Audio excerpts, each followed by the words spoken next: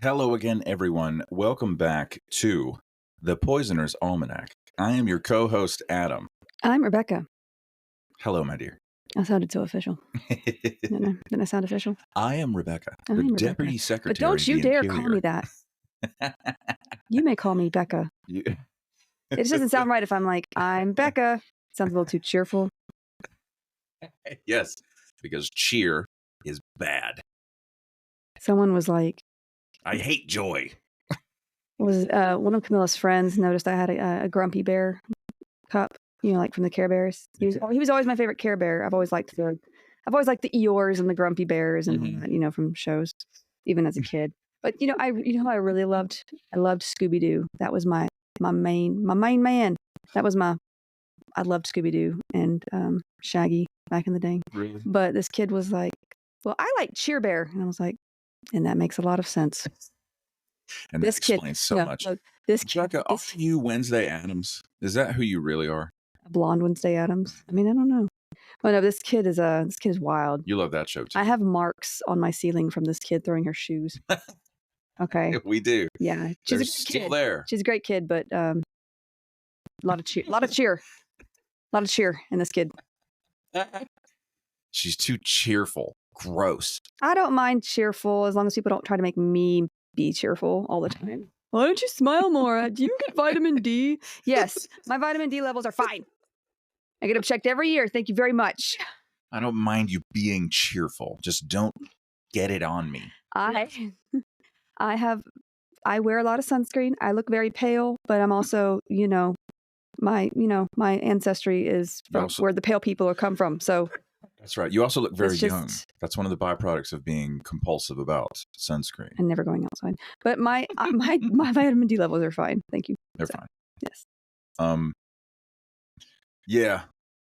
So let's see. What's new? This week was crazy. I was really busy this week. So many appointments, and doctor appointments, and.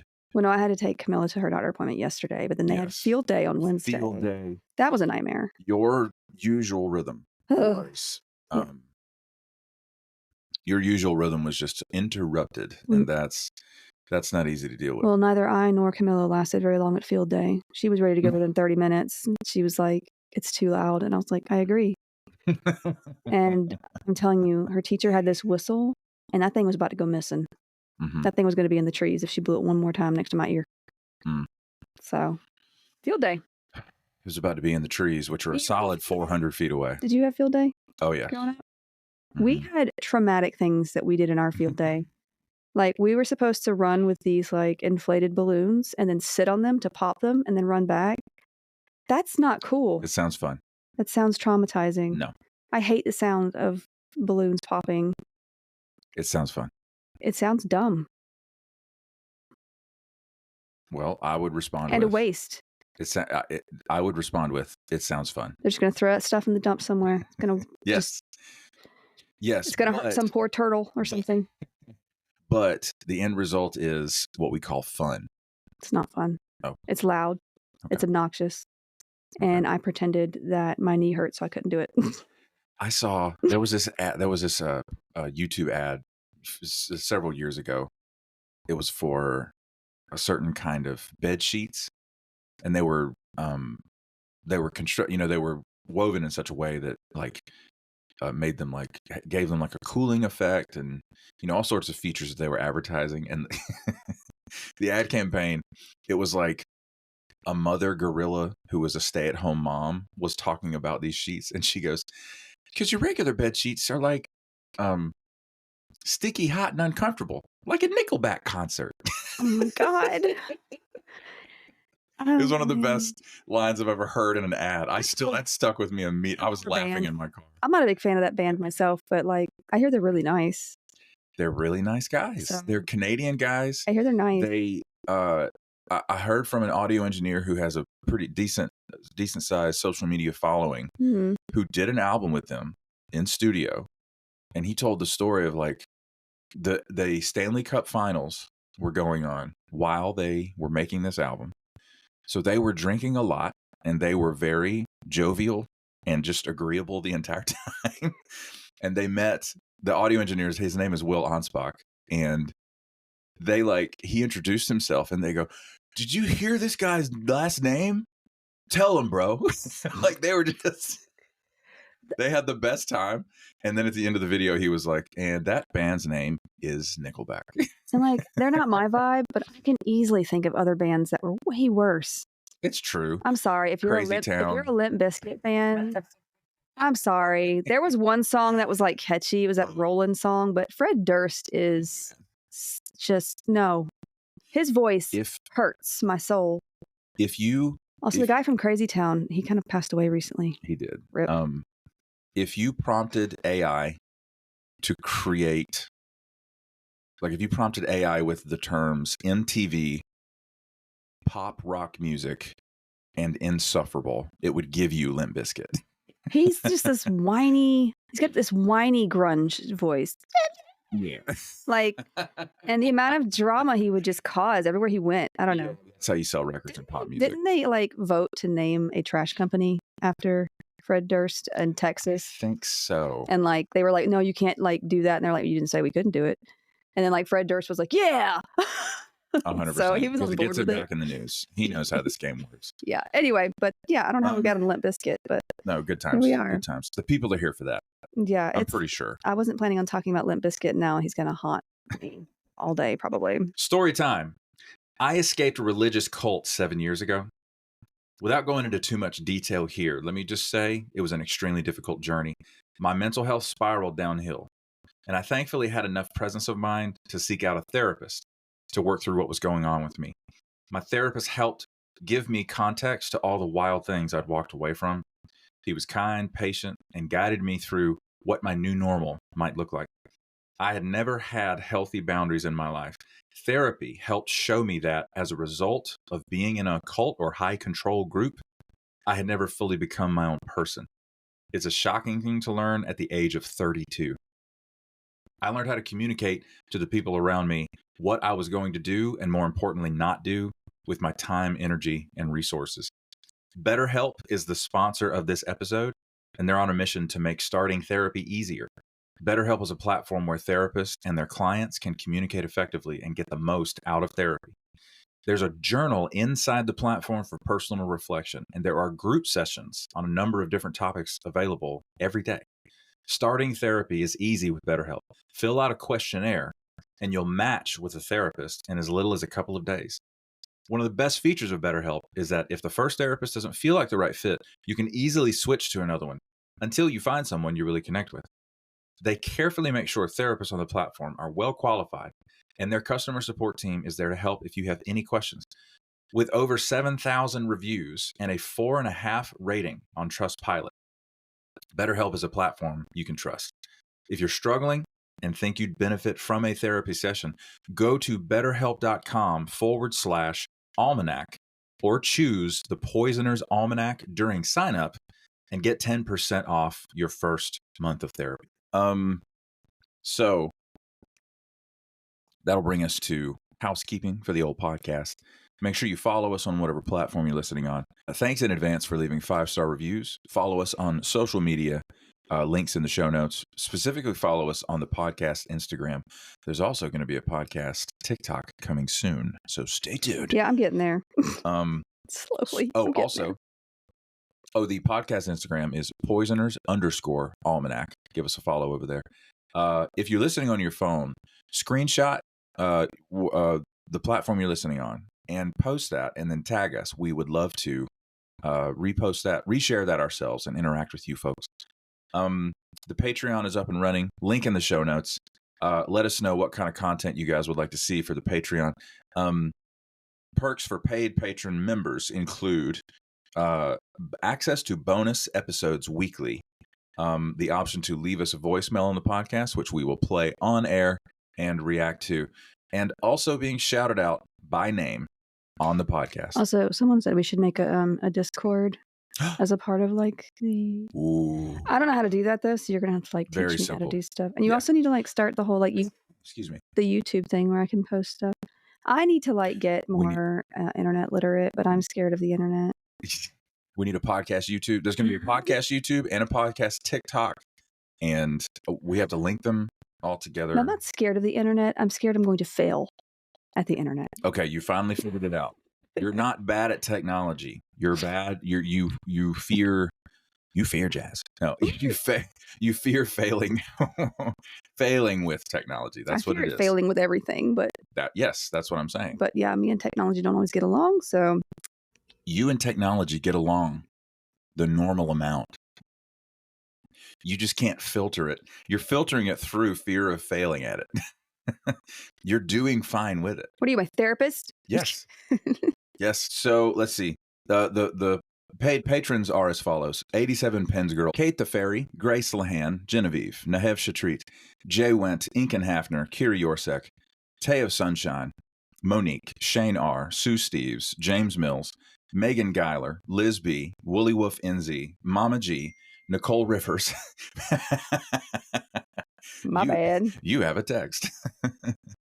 Richard Miyako, Heather Nolan, Katie Rose, Kaylee, Sasha Rubel, Maya Showstock, Maggie's Yarm, Ogre the Viking, Lynn Rocket, Brett Moser, Zaid, Neil Houdini, Nicole Crane, Jefferson Vargas, Carmen Q, Sarah G, Knittin' Ninja, Estar, Olive Octopus, Betsy Rich, Pterosaurus Hex, T-Bug, Christine Moljadi, Morgan Brittingham, Blau Frosch, a.k.a. Clara Jurisons, Vix, Anne Maria, Carl Ziegler Jr., Clyde, Jennifer Wilson Richter, Macaulay Sterland, Too Fidgety, Wendy G, Elena MK, Vilma Anderson, Caitlin Martin, Pungrammed 101, Minnesota SPT, Michael McCombs, Tasha, Stuart Slattery, Prim Risen, Simone Valdez, Christian Skratergaard, Maria Anna, Bonnie, Oma D, Rynell Alara, Kristen Arnold, Aaron Carey, Lynn Simpson, Melissa Emmel, Desiree Davis, Jennifer Ramirez Johnson, Sarah Michelle Geller.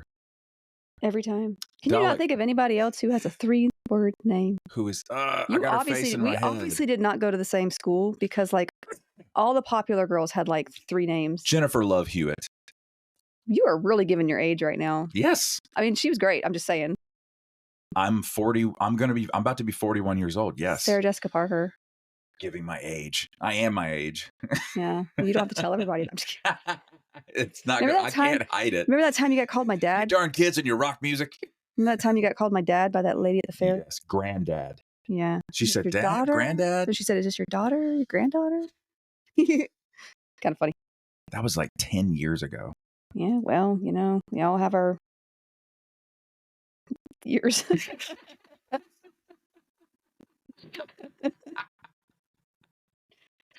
Okay. Dalek Party, The Warped Witch, Sometimes Jules, Mr. Slave, Dizzy Dancer, Creative Otter, Yadmit, Supergirl Sway, Rachel, Anya Brandt, Ebby, Leah Marie Matson, and Lady Digitalis. Love it. Who's obviously we will in mention the right Digitalis place. today because of what we're talking about. Send us questions or content suggestions to the Instagram with a comment or a DM. Also, leave us a voicemail if you are so inclined. I'm going to repost that link in the Patreon. I keep saying that and I keep forgetting, but I'm really going to do it. Maybe you need a medication. I medication. I do not. You forget things too, you know. I do, but that's because maybe it's because I exhaust tired. You. Do I exhaust you? Yes. Good. I've always wanted to exhaust a man. Payback time. Just kidding. Oh man, so much going on right now. Oh, speaking of voicemails, comments, etc., we got a great comment from Shay 10 on YouTube. She said, I was joking about how, you know, there's this guy on TikTok right now that's making really funny videos where he mashes up what are they called? Shucks. He mashes up different idioms. He mashes up different idioms like, you can't lead a gift horse to the water and make him 2 rocks in a bush. Or something like that. Also, why are we reaching into bushes? What is it? A hand in the bush? I knew you going. A hand in the bush. Autistic brain was just going to be like, yeah, but why would you? Why are we reaching? You shouldn't reach into bushes. Especially if you live somewhere like Australia or like where there's like snakes. Is that the way it goes though? Like a hand in the bush gives you 2 stones or some crap? A bird in the hand is worth 2 in the bush. Well, I was way off. Why? Like a bird? Wait, what? The thing that you actually have in your possession is actually more valuable than the prospect Wait, of say it again. the idiom. Yeah. A bird in the hand is worth two in the bush. Your face is hysterical. Wait Oh a my minute. God. Wait a minute. Why? Your brain, your ear, there's smoke coming out of your ears. Why a bird though? It's just how the saying was crafted. I thought it was a rock. I guess I was wrong. No, Where's those the in one with the glass rock? houses shouldn't throw stones. Is there not another one with a rock involved? No. Have I just been saying things wrong this entire time? Probably. You don't use A idioms. bird in the A bird hand. in the hand is worth two in the bush. What is that supposed to mean?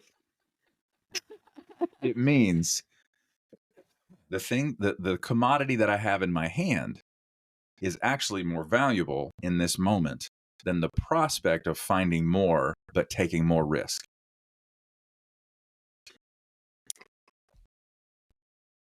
Okay, I'm just gonna move on from that. But for those of you who cannot see Becca right now, she does not get it. I could go into detail why none of that makes sense, but for the sake of time, It makes so much sense. Why the heck are you holding birds? And how is? I mean, I know I said earlier you shouldn't put your hands in bushes, but there are worse risks to take. The idiom is old. Isn't it a risk to put a bird in your hand anyway? Like, what if this bird has got mites? Bird flu going around? I mean, like, what this if doesn't make any sense. Holding birds that aren't theirs, like that aren't pets. Shay 10 commented on YouTube. Fun fact, a mixing of sayings is generally called a malaphor, from a mixture of a malapropism and a metaphor. Oh yeah, I got a message on Instagram. Was it Stuart that said that too? Yeah, Stuart Slattery was telling me that. So that's pretty cool. I kind of like that better, to be honest, mixing them up. See what happens, you know. You can lead. I don't know. It's risky. You can lead a bird in the bush to water, but you can't make him two. Also, there was a rock. Man with a spear, sideways fish. There was also a beetle. You know, I'm gonna think of one with a rock, and you're gonna be like, "Well, there is one."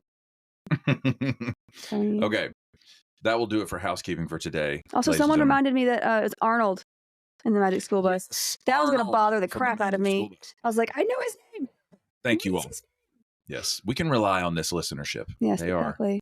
They know when we need their help. Real quick, before we move on, I need to mention we had a listener, and I'm not going to name who. We had a listener gift a paid Patreon subscription to another listener because the recipient is disabled and is on a fixed income. So they reached out to us and said, I'd love to pay for their Patreon if we can make that happen. I said, absolutely. Well, that's great. I just love how kind everybody is. Yes. Not everybody, but here, you guys are great. You know, not everybody's kind. Anyway, I'm moving on. Yeah. But you guys are so kind. So yeah, I am excited because we're talking about the poisons that can be found in historic art and fashion. Love it. So we'll be going through some artists and the toxic paints that were used, as well as how, I put on here how even musicians were not safe from such toxins. We're going to briefly touch on that for just a second. But yeah, so we've touched a bit on the idea of arsenic wallpaper and makeup a little bit when we were going over arsenic and stuff. But let's get into a little more detail. Also, how difficult it was really not to poison your kids, because I could do a whole episode on the dangers that children were in. Yeah, all the time, during this period too. From the Industrial Revolution forward, especially. Yeah, I mean, we could just say the Victorian period and up. Because Tiny Tim, it's very medieval period. I mean, we could talk about a lot of periods in history. Oh yeah, to make it actually be within the time frame that we have. You know, Tiny Tim. I think the implication in the Christmas Carol is that it was an illness that crippled him. It could have just as easily been a piece of machinery, like a cotton mill or something. Well, the houses they lived in too. It could have been lead. It could have been anything. Oh, yeah. Could have been all kinds of stuff. It was tough being a kid back then. Even the bottles, which, I can go into another episode too, the bottles, you could die from the bacteria that would be in these bottles. Anyway, but yeah, poisons. So I feel like the last one with kids too is relevant for anyone who has kids, simply because as parents, we all constantly question whether or not we're doing the best things for our children.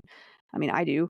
Whether it's like just trying something different or whatever, like before they're born, it's questions everywhere. It's like, do I want to breastfeed or bottle feed? I'm of the opinion that fed is best, as long as your kid gets fed, whatever. I actually had to bottle feed committal. Who is that? I don't know. I had to bottle feed Camilla in the end because it's just what worked. So, yeah. And the amount of people out there that will make you feel shame for the silliest things, it's ridiculous. Becoming a mother for the first time is hard enough, man. You don't need shame. It's ridiculous. And I tell people too, like if they're like this, they're having their first kid, I'm like, don't listen to anybody except for like your doctor. Yeah. Because people will tell you stuff and they're like, oh, you should do this, you should do that. And it's like, I'm sorry, are you an expert on this matter? Yeah. Yeah, what bottles should you use? And like just every new phase comes with new questions.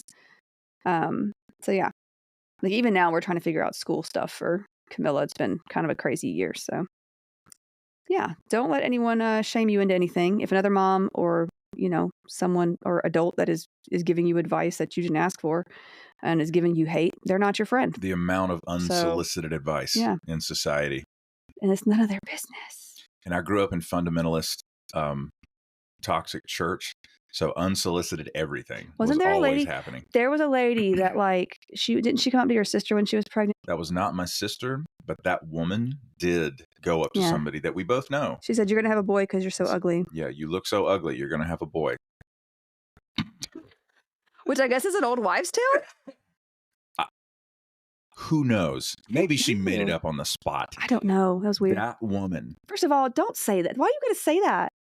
It's just mean. What Bible verse provoked you to say such a thing? Proverbs 12:32. I don't know what that actually says, but it's like obviously something about killing a or whatever. If you're ugly, you're having a boy.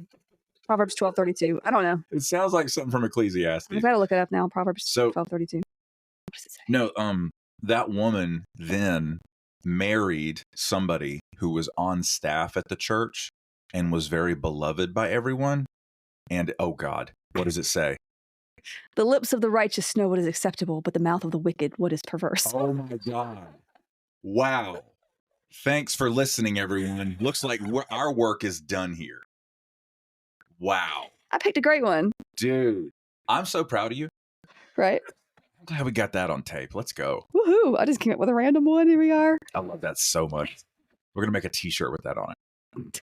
Add it to the merch. My favorite proverb actually is it's in relation to a lot of my family members, but it's like it has to do with if you call on your neighbors too early, they'll hate you or something like that. I love that proverb. And I know exactly which family member you're talking about. So anyway, back to the episode. Well, I'm having fun already. We're already talking.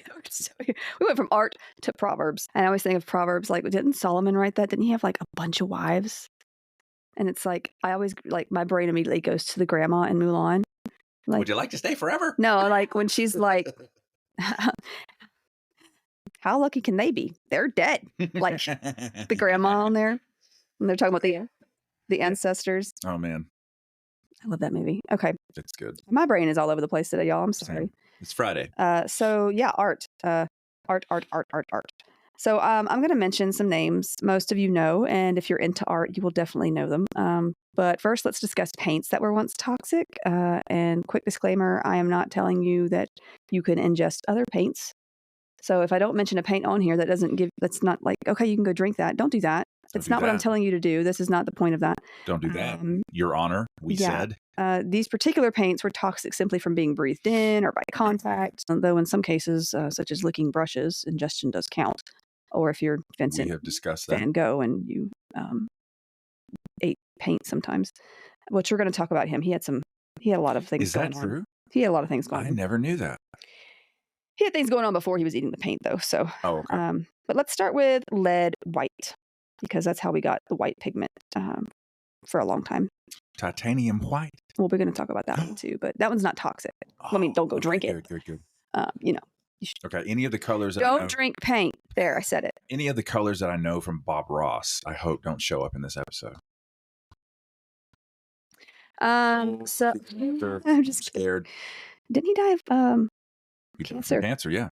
I'm not saying the paints did it. I'm not saying the paints did it. Honestly, I don't think he used it. I don't know that he used anything that was at least not on the show that I heard. So yeah, okay. Lead is obviously toxic. We discussed as we've discussed in our episode on the subject.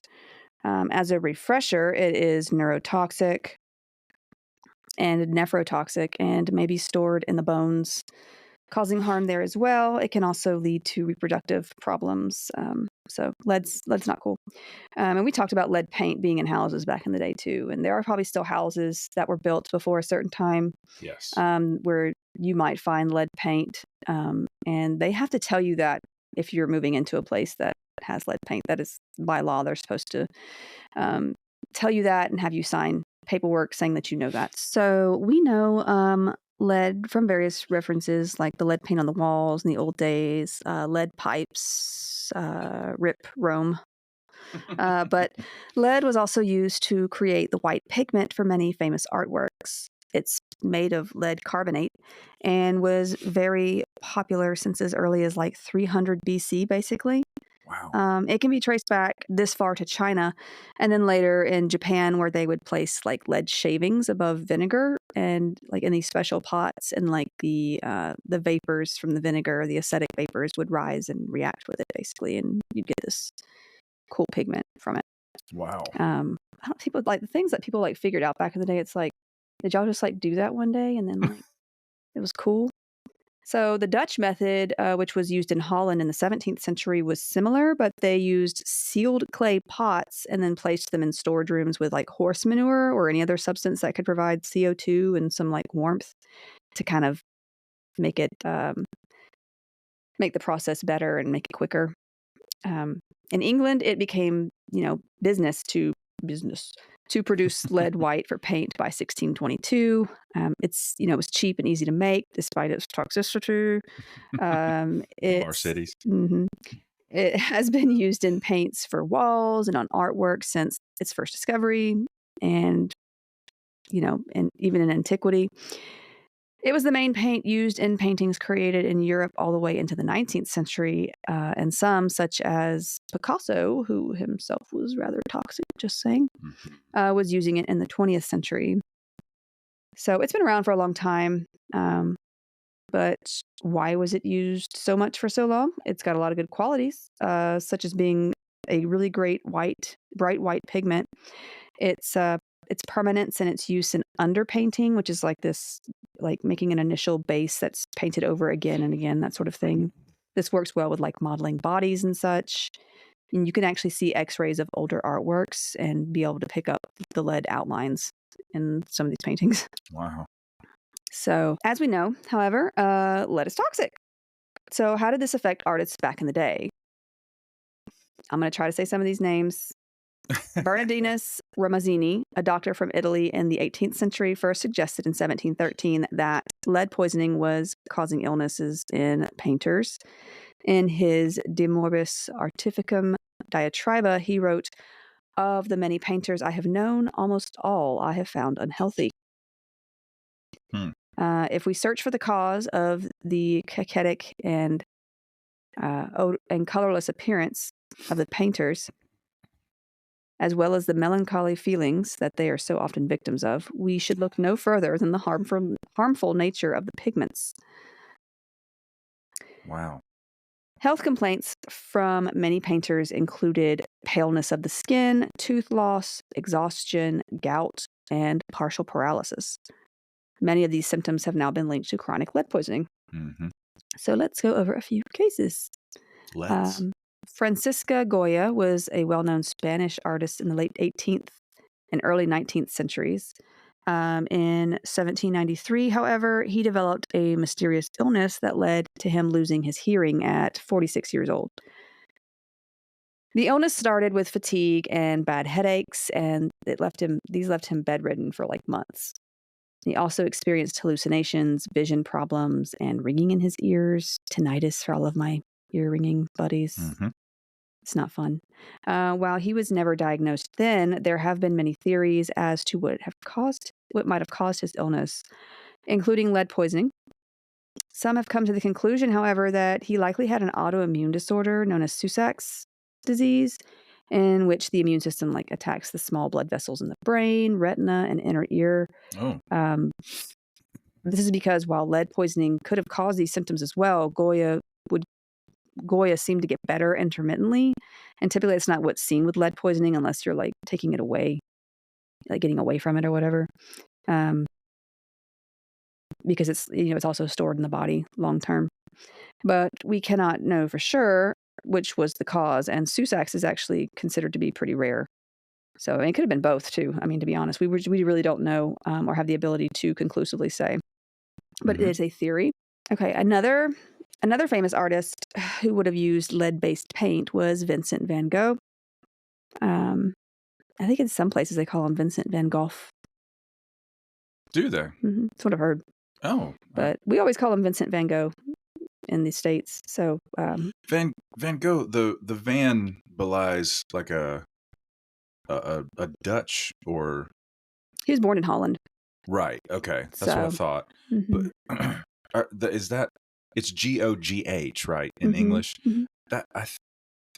I'm wondering if that lettering is pronounced like an F, like the F consonant. I don't know. I've heard it both. Okay. I've heard it said both ways. Yeah. He's always been one of my favorite artists as a kid. I loved to just stare at Starry Night. Just loved it. His stuff is beautiful. And I also love his sunflower paintings. And I'm not a very floral person myself. So that's true. I like you hate happiness, so yeah. I do not hate happiness. Oh my gosh. You hate Glee. Not the TV show, the emotion. I mean, I'm not big on the TV show either, but oh, damn joy. Isn't that a monk?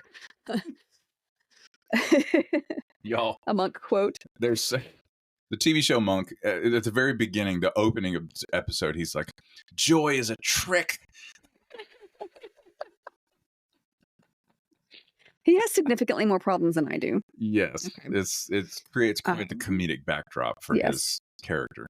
But I don't mind joy. I'm also into being real about things. I'm also into Wednesday. Yeah, she's logical. I like logic. Okay. Excuse me. Yes, you do. And if you're too cheerful, something's wrong. Mm-hmm. You're being fake. You're like, okay, why are you doing that? Nobody, no. And the whole why aren't you smiling? God, this is my face. You expect me to smile 24/7? Why are you smiling like that? Smiling's my favorite. Make work your new favorite. Oh my gosh. You know how exhausting it is to smile all day? No, because I don't do that. Exactly. Nobody does. So, it just drives me crazy when people are like, you should smile more. You should mind your own business. There's no singing at the North Pole. Yes, there is. Anyway. So, You guys seen the place? It's good. A little too good. A little too rough. We are going to mention some Ninja Turtles in here. Oh, yes. But mostly because they're not Ninja Turtles, they're painters. But I should tell you that by this time with Van Gogh, between 1815 and 1825, there was this phrase known as painter's colic. This referred to the gastrointestinal problems that many artists dealt with while using lead-based paints. Painters were also known to have painter's madness for the same reason. So that's just something to be aware of while we go through these next artists. So Vincent Van Gogh struggled with mental health problems a lot during his life, and he was hospitalized a couple of times, really. He was close with his brother and his brother's wife, and these two were actually the main reason his paintings got any attention in his day and after. Van Gogh was born in this village in Holland on March 30th, 1853. In a letter to his younger brother, Theo, with whom he had, as I said, a very deep and enduring relationship. They wrote a lot to each other. He once said, "My youth was gloomy, cold, and sterile."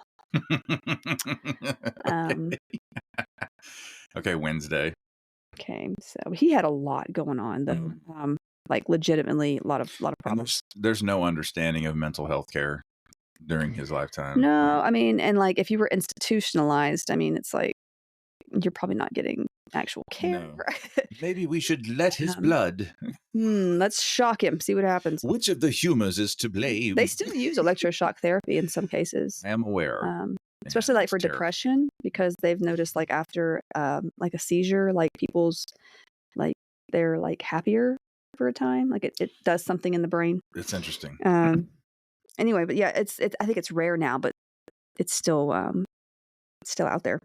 Now, there have been many theories for his mental and physical illnesses as well, including epilepsy, Meniere's disease, alcohol abuse, or some would just call it absinthe intoxication. Absinthe actually got a bad rap for a long time. And we can talk about absinthe later on, but you want the beverage? Yeah, for a long time it wasn't legal in America. Okay, but it yeah. Anyway, we could talk about that another time because it's a subject all on its own. Lead poisoning, digitalis toxicity, bipolar disorder, and honestly, just so many other issues were theorized for what he was dealing with. He did drink and smoke a lot, and he often fasted food so as to make his health rather weak. Like he just had, I wouldn't be surprised if he had some sort of like neurodivergence. Oh, 100%. In the beginning, like anyway. 100%. Yeah. Like in that, and other things just sort of added on to that. But he and many of those around him, including doctors, did believe he had epilepsy and suffered seizures. Remember that seizures can actually look very different than what you see in the media. Like they can have the full-blown like clonic type seizures, or sometimes it looks like they're staring off into space. You know, like the focal seizures even. So you can have different kinds of seizures. Now, he was believed to have intentionally cut his ear off during one or after one of these seizures. There's also the story of his ear being sliced off during a quarrel and him presenting it to a prostitute that he was obsessed with. That's another story. I don't know if you've ever heard of that story. No. Where he was like, some people say he was in love, so he cut his ear off and handed it to this lady that he was obsessed with. But there's the story that comes from was this one where it was cut off during a quarrel and he presented it to this prostitute that he. It feels like you heard about that on he was also like sexually speaking, he was like considered hypo, or probably what we would consider asexual today. Which actually is kind of a. So why would he care about a prostitute? Well, he might have liked her for. Oh, it was like a genuine affection. Yeah. Oh, wow. And, interesting. Yeah. And like, yeah. But like, part of that is. I just love how she could probably look at him and say, I don't know, you're a little unstable for me. I don't know. Back then, how many men were a little unstable? I mean, you're cute, but my dad's not into you. He doesn't think it would be a good relationship. Also, how many, like, I wonder what, like, the dad-daughter relationships back in the day were like. Well, you know. Anyway. I just love that she could look at him and be like, you kind of, I don't know. You make me nervous. I mean, look, women didn't have exactly many ways of getting money back in the day. It's true. So, true. But just the contrast. And from what I understand, like Van Gogh, he was a very like kind-hearted individual. Like he had his issues, but like he wasn't. He probably had compassion because it was so difficult for him to be alive every day. Like he wasn't like he wasn't, what do you call it, malicious at all. Now, I'm gonna talk about it in a minute, but the whole his issues with sexuality actually might have been a part of the epilepsy thing with a certain syndrome that goes with that, and I'll talk about that in a minute. Because I didn't even know that was a thing, to be honest. Yeah, so one doctor suggested he had mental epilepsy and that these attacks actually increased over time, and there was one that lasted as long as 9 weeks. This actually sounds more like a shutdown of sorts to me, like maybe he had one and it just shut him down. Burnout? For a while. Yeah, I don't know. He also apparently fit the profile for someone with, I'm going to try to say this, Gestalt-Geschwind syndrome. This is the syndrome I was talking about, which involves symptoms fitting his rather quirky behavior, hyper-religiosity, hypergraphia. I mean, mostly he wrote a lot. A lot of letters, a lot of, That's crazy. the brain is being affected. So hyposexuality, and circumstantiality, which is like basically giving details that are not really necessary or giving too many details in writing or in conversation, like just, Hmm. you know. It's, yeah. So I've heard of another case in which this syndrome was accompanied bipolar disorder as well, where there was no case of epilepsy, but it kind of occurred with that. So it's interesting. Mm-hmm. Now, Meniere's disease, as I mentioned, has also been suggested as a reason for his cutting off his ear. We've talked about Meniere's disease a little bit before. It's like an inner ear issue. It is. It's vertigo, but it's Yeah. worse. Yeah. So, but it's also been suggested that he cut his ear off due to the constant ringing or tinnitus just getting to him too. So there's been many theories behind why he actually did that. Mm-hmm. I mention his writing a lot, and it's true. He wrote more than 600 letters to his brother and others, documenting his ailments and just speaking compulsively about religion. He had like the hyper religiosity thing going on too. Okay. He would go through phases of creativity where he was incredibly productive. For instance, between 1884 and 1886, he finished 225 drawings, 25 watercolors, 185 oil paintings. That is a lot. Yeah. From 1886 to 1888, he completed 200 oil paintings, 40 drawings, and 10 watercolors. Van Gogh also suffered from hallucinations, nightmares, as well as deep bouts of depression. I mean, which would make sense if he did have like epilepsy, if he's having this going on with his brain, you know. So Yeah. he basically is neurodivergent at this point because his brain It's been altered by the it's very different. seizure Yeah. activity. Yeah. So he would mention suicide on occasion, but his deep religious thinking would honestly contradict such thoughts as well. He considered it sinful. It was not regarded as a good thing at all, back in the day with the church. So he was also known to eat things he shouldn't, such as his paints or lick his paintbrushes. I think what is that, pica? When you have a craving to eat foods that aren't edible. It's like I know it goes along with anemia a lot of the time. Yeah. Is it related to pregnancy also? It can like be. A pregnant woman will but it usually has to do with some sort of like deficiency. Mm-hmm. And honestly, with pregnancy, like they take all the calcium and everything else out of you. So Yes. I mentioned calcium because it can mess up your teeth too. Mm-hmm. Anyway, make you have weak bones. In one letter, his brother Theo suggested, if you know that it is dangerous for you to have colors near you, why don't you clear them away for a time and make drawings? So there was reference in their letters between each other about him. I just love these letters are ingesting preserved. paint and stuff. Yeah. Yeah. All of those letters are preserved. Yeah. After, I think That's amazing. Theo died not long after Van Gogh did. Oh. And I think Theo's wife actually sold the letters or something like that off, because she was actually still selling Van Gogh's paintings, Mm-hmm. and getting him a lot of that, and I mean, she got him a lot of attention too, which is really, really nice, because they were like, at the time, they were like the only ones who believed in him, and he did sell some stuff while he was alive, but it didn't really. Yeah, he didn't actually become famous until after he was. Mm-hmm. Yeah, I just love that he was inadvertently chronicling his existence with those letters. Yeah. Because it sounds like it wasn't all nonsense. Like he was really there was tons of detail and description. Oh, yeah, I think it helped him too. And part of that, like the hypergraphia, the circumstantiality type of stuff that his brain is sort of compulsively having him go through. Yeah. Have you ever seen the Doctor Who episode with Van Gogh? Yes, we watched that together. It was so good. It was. I loved it. It was like the take that they put on it with. Anyway, it was good. If you haven't seen it, and you love Doctor Who, if you love Doctor Who, you've probably seen it. But it's great. I bet Dalek Party has seen that. Oh yes, such a great episode. Yes, I cried in that episode, and I never cry in like movies and shows and stuff. Yeah, it was like they Trojan horse right into your right there, right in the feels. Mm-hmm. Now, in his doctoral thesis submitted in 1991, Gonzalez Luque argued that Van Gogh might have suffered from chronic lead intoxication, since lead pigments constituted an important component in the colors that he used. Yeah. Symptoms such as abdominal pain, anemia, which honestly might be where the pica came in.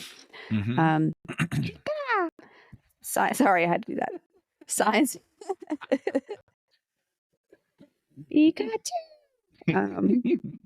Signs of lead, neuropathy, and other features of lead, encephalopathy, going on with the brain swelling, stuff like that. Yeah. Along with delirium and epileptic fits, strongly indicates lead as an incriminating factor.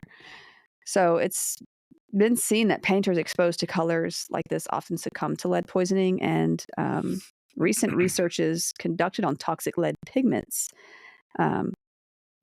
actually kind of give evidence to the diagnosis of this sort of poisoning in Van Gogh. It's also called Saturnism. Like lead poisoning has also been called Saturnism before.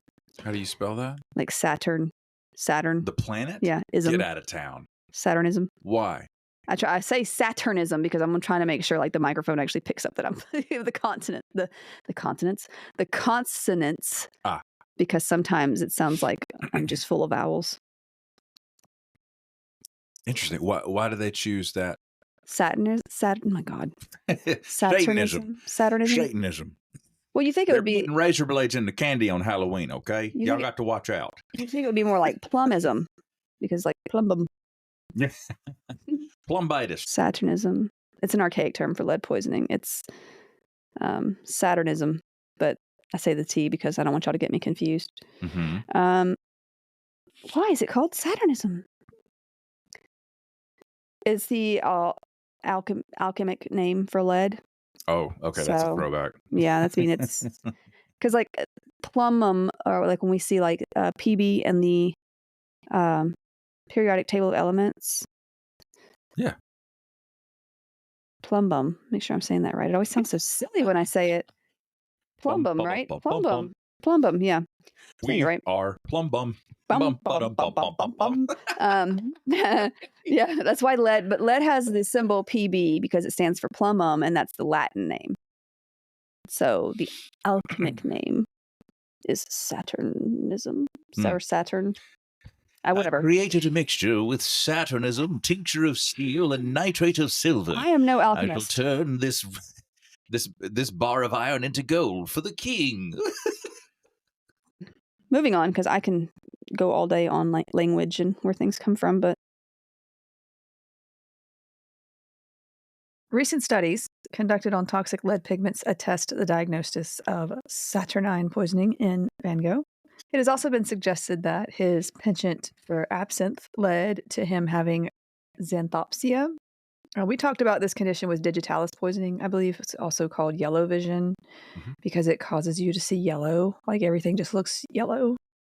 Cue my favorite Coldplay song. And it was all yellow. He would have had to drink a lot of this stuff to develop this particular feature. But I mean, he was dealing with alcohol addiction and was not necessarily living a healthy lifestyle as it was. It is also important to note that Van Gogh was prescribed digitalis for his epileptic convulsions at some point. Digitalis, like absinthe, can lead to xanthopsia and coronas or glowing halos around objects. Just messes with your vision. And it is often felt that this might have contributed towards his almost obsessive attraction for the deep yellow colors that you can see in many of his works. Like all of his sunflowers, some of his like fields and stuff. Yeah, pretty cool. Did that actually augment his paintings, though? Like, because if he's seeing it differently, was he doing something unique? But he's looking at his own paintings, so he's going to be seeing it differently. So if he can see the yellow color better. Yeah. I think of like a world famous musician or band where the people writing the songs have synesthesia, where like a sound also provokes color in their mind. Like that's a completely different way to experience, making a piece of art. Like for me, I see numbers and like they're like bubble form and they're in colors. Mm-hmm. Like 3 is orange. Three, Mm-hmm. 3 is always orange. Mm-hmm. 4 is purple. Mm-hmm. And 7 is like it's a red, but it's like a burgundy red. Like it's a darker red. Anyway, moving on. Fascinating. But yeah, I don't paint these colors, so Mm-hmm. Mm-hmm. I am not a painter. So Van Gogh or Van Gogh, wherever you live. Mm-hmm. I know his name can be said differently. For those who celebrate. Oh my God. Made a portrait of his physician, Paul Ferdinand Gachet, where you can see that he's holding leaves of digitalis. I mean, maybe drinking absinthe and taking digitalis work together to cause this issue. Okay. Here we are. I myself have never actually drank absinthe before, but I know it has a bad rap. But we can. I mean, that's a tale for a different episode. Mm-hmm. I know I have veered off course from lead poisoning here, but I feel like Vinny here is a special case, and there have been multiple things going on with him, including lead poisoning from him eating his paints. And of course, I will never miss a chance to talk about another poison such as digitalis. So Vincent Van Gogh actually died of a gunshot wound to the chest while in a field at Auvers in France, where he was living at the time on July 27th, 1890. This was believed to have been intentional, and so his death was ruled a suicide. However, there's been interesting theories suggesting that he was shot when 2 young boys were messing around with a revolver, though there really hasn't been any evidence for this being the case. It was just like, I think there were like a couple of dudes that wrote a book with this suggestion or something like that, but yeah, we don't really have any evidence for that. Mm-hmm. Now, when asked what happened as he stumbled in, he did confess to trying to kill himself. Whatever the case, he died 2 days after the wound was inflicted. His brother wrote about his death, saying, Vincent said, I would so like to go, and an hour later he had his wish. Life weighed so heavily on him. Mm-hmm. Okay, very sad, but we must move on to Michelangelo. Yes, very sad. For Van Gogh especially. Like, while he was alive, he was, basically working poor, trying to stay alive, trying to fight his psychiatric demons. He was a starving artist. Starving artist. But then after his death, like, he becomes like one of the greatest artists the world has ever known. Like, how did that happen? It happens a lot, though. Does it? I mean, there have been a lot of artists back in the day that were like, in their time was like, meh. But then, like, after their death, it's like, or like, I know with, who was the poet? Of course, her case was that she, like, kind of hid her poetry and she was a recluse. Emily Dickinson. Mm-hmm. Her sister found her poems after her death and published most of those. So, like, she wasn't famous until after their death. So, I mean, there are different reasons for it. And I imagine it was a competitive sort of world when it came to art. Well, and that was the time where patronage was huge. Like, if you got connected to wealthy patronage, well, then you could, you could make a name for yourself. But it sounds like his paintings were also very different, I feel like, at the time. Mm-hmm. Like the world, he was like a generation ahead as far as the kind of art he was making. Yeah, at least, I mean, you can't never predict what is going to be popular, I guess. But yeah, I mean, and he's not exactly he's not exactly trying to push his own stuff, I feel like, because of the mental stuff going on. He's not really marketing himself exactly. He's just trying to deal with his own issues. It's his brother and his brother's wife that are like getting his stuff sold. And some of his stuff did sell when he was alive, but yeah. I just think of Starry Night and how popular he has some paintings that are right there with like the Mona Lisa. You know what I mean? Like, they're iconic. I'm actually not that big a fan of the Mona Lisa. It's a boring looking painting. It's actually a lot smaller than you imagine it is too. Yeah. I know it's famous, and part of the reason it was famous was because it was stolen. Like, after it was returned, like, that's when, like, it was like, oh, come see the painting that was stolen. I mean, obviously Leonardo da Vinci's a great artist and Yeah. Polymath, I think, as they would have said. Mhm. Smart dude. But we're going to move on to Michelangelo, not the Ninja Turtle. Unfortunately, The although we may do an episode about that. Just kidding. I bet you I could. Oh, I could find a way. it was my favorite Life cartoon finds as a a way. kid. Life finds a way. Do you know what? We will burn that bridge when we get to it. Spared no expense. Anyway, so we're talking about the Sistine Chapel dude. Okay. And I think he did, what did he do? David? Big old, Yes. like that. That's actually way bigger than most people think it is. It's huge. Mm-hmm. But yeah, I can't say for sure, what was in the ooze in the Ninja Turtle world. So, poison, whatever. So, God, that second Ninja Turtle movie though, where like So the good. two, what was it? Was it a wolf and a turtle? Mhm. Like it was a tortoise or something. Yes. Yeah, I don't know. Toka and Razar. Or it was a snapping turtle. Yes. Mm-hmm. Yeah. Oh my God. They're babies. Okay, I know what I'm watching later. Anyway, but Michelangelo would likely have used lead paint for other works besides the ceiling he painted. But I feel like this is a pretty good example to use because most of us know the Sistine Chapel, right? Mm-hmm. And also the position that he was required to sort of be in while painting it. I mean, like he's up on a scaffold, looking up, his, that kind of thing. Not great for any part of your body, I imagine, looking up that long. Mm-hmm. But he would actually, this would cause him to possibly get, paint and whatever else is falling into his eyes and mouth. He's also inhaling the vapors up there. He would go on to suffer eye problems, either related to the toxic substances. Wow, I can't talk. Substances, or simply like just having to look upward for that long. I think like nystagmus was a problem for him, like the muscles in his around his eyes suffered. I also think he painted them all like naked, and then like the church got mad and was like, "No, you got to put clothes on them." And he was like, "Well, they were like people came here naked." So anyway, that's a whole other thing. And I love how like they protest about that, and they're doing the most awful things in private. I think they got somebody else to come in and put clothes on them, which that's just the audacity.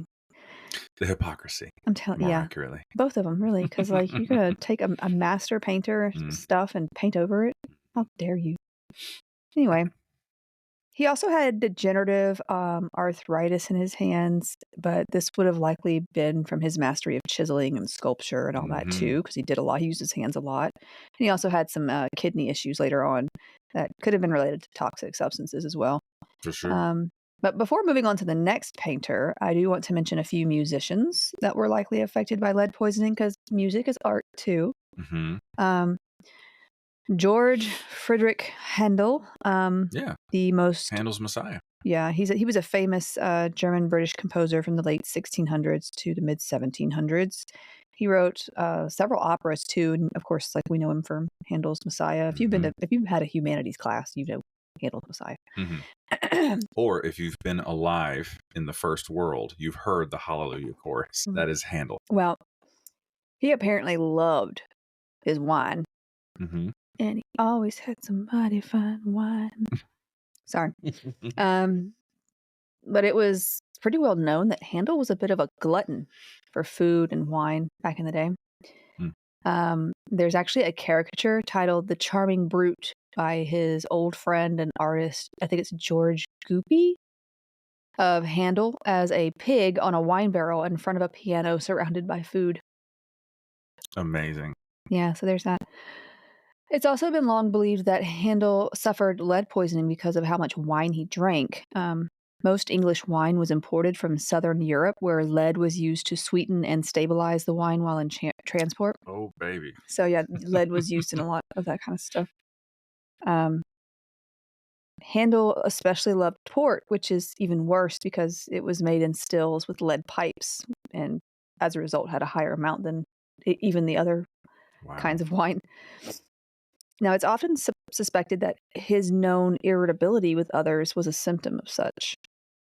When Handel died in his bedroom in London on April 14th in 1759, he was blind and had for years suffered minor strokes, paralytic attacks, and severe gout.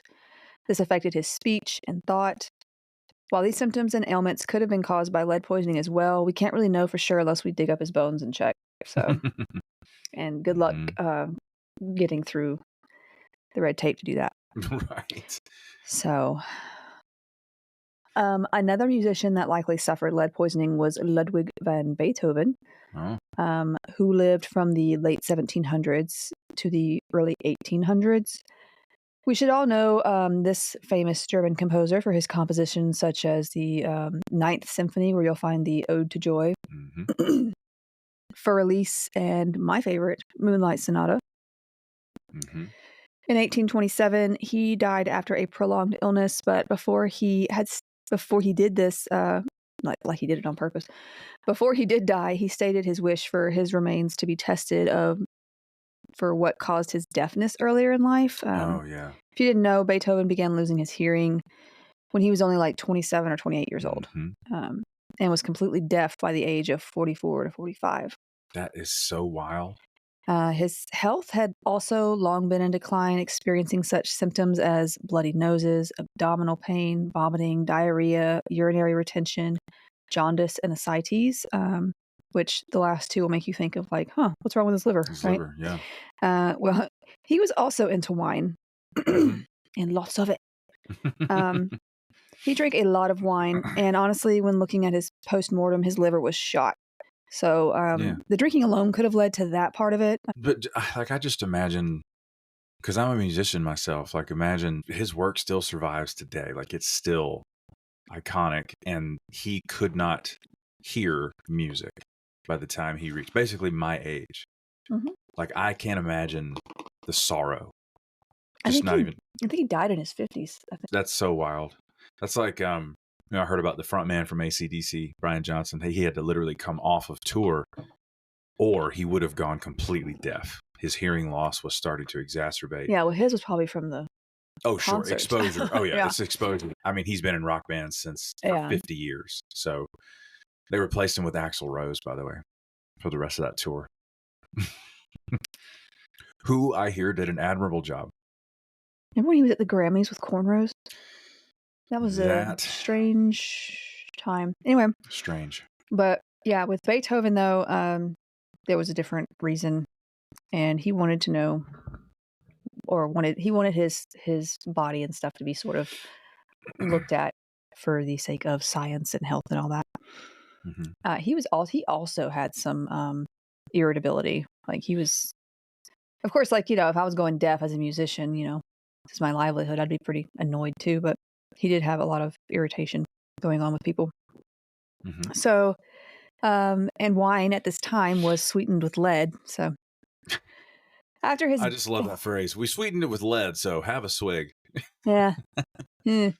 After his death, a lock of his hair was taken and left to someone else, and it basically moved down a line of people until it was auctioned and such. So somehow it survived the chaos of time and human folly. And on the 12th of December, 1995, 160 of 582 hairs were extracted from the locket that was passed down to at the University of Arizona and handed over to the private ownership of one Alfredo Guevara. The remaining 422 hairs, locket, and an authenticity certificate, which was included, were entrusted to the Ira F. Brilliant Center of Beethoven Studies at the San Jose University Museum. Okay, yeah, that makes sense. But as a man of medicine and science himself, Alfredo Guevara felt obligated to sort of go after Beethoven's request in conducting a scientific investigation in order to find the source of his illness, because it never was done. So in 2000, some of the hairs that were owned by him were run through the particle accelerator at the Argonne National Laboratory. This sample proved a lead content in the hair, which is 100 times higher than a normal reading. Yeah. So, so it's like 60 parts per million compared to 0.6 parts per million would be about that. I just wonder, like, what what society would have been like if they simply understood just a little bit more about poisons. Yeah, well, I mean, like, You know, I feel life like, expectancy, like cognitive capacity, all that stuff. or Everybody was poisoned with something well, through I these mean, years. alcohol itself. I mean, like, if you overdo it with alcohol, I mean, I imagine a lot of his liver issues probably Oh, for sure. came from Yeah. the alcohol. Mhm. But I mean, I'm sure the lead didn't help. The lead affected other parts of his body as Mhm. well, including losing his hearing. But if he hadn't lost his hearing, I mean, like, if he had lived longer and had not lost his hearing, how much more music would we have had from him? Oh, So who knows? that's one thing to think of. And how much how much less probably, maybe, possibly, would he have, how much less would he have drunk? Because he's probably, come on, he's trying to deal with, Yeah. I'm one of the most famous musicians on the planet. No, I can't hear. I can't hear. Yeah. Sucks. From this evidence, it's likely that lead poisoning led to his deafness and other health issues alongside the alcohol itself. There were further studies done on skull fragments and more hair that showed similar results, like it's been kind of reproduced as well, as any good study should. So let's move on to Caravaggio. His name is actually Michelangelo Merisi da Caravaggio. He was from a place called Caravaggio, but we talk about him as if he's named Caravaggio because there's already a Michelangelo, I guess. So it's easier to sort of right. I'm thinking of The Godfather because he's known as Vito Corleone. He's from Corleone in Italy. That's the name of his hometown. Yeah. That's great. Shout out to The Godfather. There you go. But he was an Italian painter in the late 1500s, early 1600s. He was technically born in like 1571, and he died pretty young at only like 38 years old in 1610. He was famous and still is for his dark and intense realism of religious works, for his chiaroscuro, these contrasts of light and dark in his work. I mean, his works are beautiful, like really cool looking paintings. But he doesn't shy away from violence or feeling or controversy, especially back in his day. In fact, many of his paintings were rejected, and he was sometimes made to repaint a subject altogether. He used like prostitutes as models for the Virgin Mary. Okay. But his paintings were great. I mean, anyway, just a little bit controversial at times. Yeah. I just love, he's probably giggling the whole time. Yeah, and that's fine. In fact, let's see, one painting in particular known as the Groom's Madonna. The Groom's Madonna. What does Madonna mean? The Madonna is like the Virgin Mary, right? Really? I didn't know that was like a proper noun term. I just thought it was the name of a pop singer. No, but yeah, one particular painting known as the Groom's Madonna, or the Madonna of the Grooms, whatever. A cardinal's secretary actually wrote, "In this painting there are but vulgarity, sacrilege, impiousness, and disgust. One would say it is a work made by a painter that can paint well, but of a dark spirit, who has been for a lot of time far from God, from his adoration, and from any good thought." I mean, dang. Dude. Jeez. Okay. But he did witchcraft. I mean, now Caravaggio, he also killed a guy. So, I mean, Rick killed a guy. he killed a guy. I saw that. Yeah. I saw that. Things escalated quickly. It got out of hand. He was well known for brawling, and he got away with a lot of it. Since he painted for some well-known people, they always kind of came to his defense, I guess, so they could keep him painting. And it may have been an accident, but he killed a young man named Ranuccio Tomasoni. I always hated that guy. I'm kind of glad.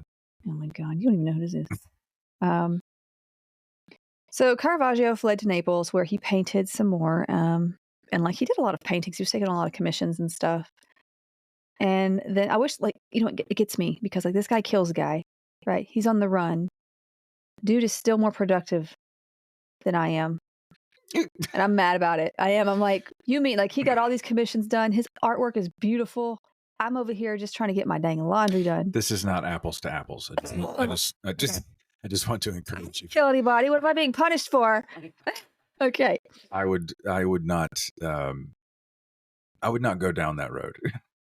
You're doing fine. Yeah, well, here we are. I didn't kill anybody.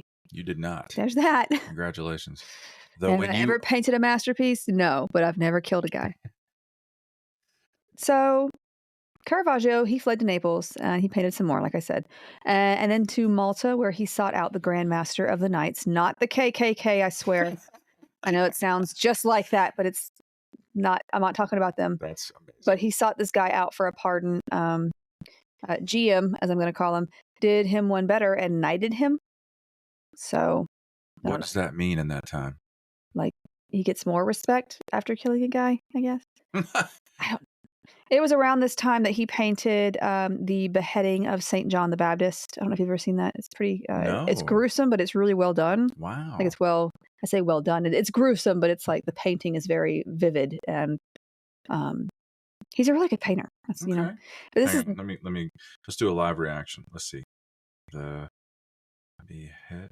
while you're looking it up, this was actually the only work he actually signed his name to, that he actually put a signature on. Oh, well, that's interesting. Now, why would he want to? Why would he want to sign his name to that one, but not? Oh, Wait, this is Caravaggio, right? Mm-hmm. Okay. Beheading. That's wild. That is shocking how detailed it is. Mm-hmm. He was very detailed. But it's the shadows and the lighting. Yeah, that's How what they do that in those days. That's what he's with oil famous painting. for. Yeah, that's insane. Chiaroscuro, or if I'm saying it wrong, I'm sorry. But anyway, it didn't last, this whole knighthood thing, because he was arrested after all of this in 1608. And it has been speculated that this was due to another brawl, during which another knight was seriously injured. So he was imprisoned and then also kicked out from the order. He fled again and kept doing these commissions, making more great art. He was reportedly getting delusional at this point, sleeping while armed, mocking other painters, not handling rejection or criticism well at all. He would actually tear up paintings if, even someone criticized it a little bit. So he was also making more enemies, and he ran back to Naples, where he was attacked by someone. It was not reported who. Sounds like a boomer who's been listening to a ton of talk radio. Maybe there's lead poisoning in there too. Lead paint. I'm just saying. That's right, baby. But he was, yeah. So it wasn't reported who, but he was actually reported dead by the city. Caravaggio was, but it wasn't true at that time. He was alive. So drama. So yeah, but he painted Salome with the head of John the Baptist at this point, but using his own head as the model for John's head. Get out of here. And sent it to an old ally in the hopes of receiving forgiveness, as a form of symbolism. Like, look, I cut my own head off for you. Or like self-effacing, kind of. I guess, he's recognizing his own hubris, or at least saying he is. Not many people are going to believe that. I mean, I feel like symbolism back in the day was like everything, though. So yeah. He did something similar with another old acquaintance who was a cardinal and actually his nephew. But this person had the power to grant pardons as well. This time, though, the painting was of David holding the head of Goliath, and it was his own head as Goliath's head, I guess. So sort of a symbolic, all right. He's a dramatic man. Yeah. Who liked to brawl, apparently. Mm-hmm. He later went in 1610 to receive said pardon, and this is where his story comes to a very vague end. A newsletter of sorts from Rome reported later that he was dead. 3 days later, it was reported that he had died of fever. No body was found, but a friend apparently confirmed as much. So that was kind of the end of Caravaggio. That's it? Wow. Hang on now. Oh. You may be saying, Becca, why are you telling me all about this man's life if you're going to end it like that? Because there have been many theories on how this famous artist died, including syphilis, malaria, lead poisoning, or even murder. Now, a team of researchers and forensic scientists decided to find his body and test it for the number of possible ailments that he may have died of to see which one it was. Find his body? Well, a marked grave? A document found stated that he may have been buried in San Sebastiano Cemetery in Porto Ecole. A team led by a Silvano Vanzetti went to search and dig up some bones. So Vanzetti is this historian who also dug up the bones of Giovanni Pico della Mirandola, who was a philosopher from the court of the Medicis, to prove that he was poisoned. And he was of the opinion that Caravaggio had died of possible wound infections from the previous attack, and that lead poisoning played a big role in his mental and physical decline as well. Certainly.